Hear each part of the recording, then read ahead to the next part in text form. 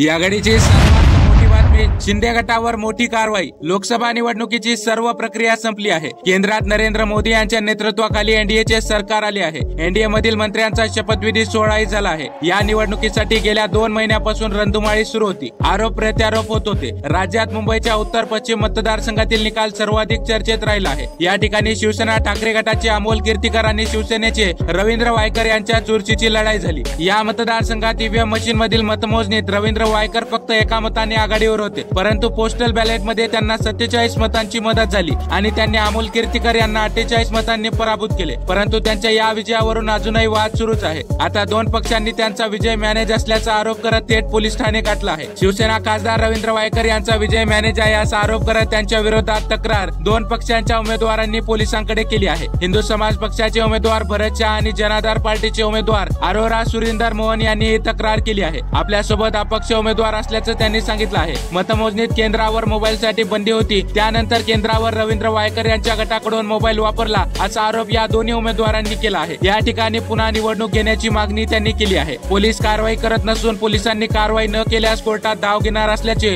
भरत शहा यांनी म्हटलं आहे। दरम्यान रवींद्र वायकर यांची शपथ होण्याआधी या संदर्भात कारवाई व्हावी अशी मागणी त्यांनी केली आहे। यावर तुमची प्रतिक्रिया नक्कीच कमेंट बॉक्स मध्ये व्यक्त करा आणि अशाच राजकीय घडामोडींसाठी चॅनलला सबस्क्राईब करायला विसरू नका।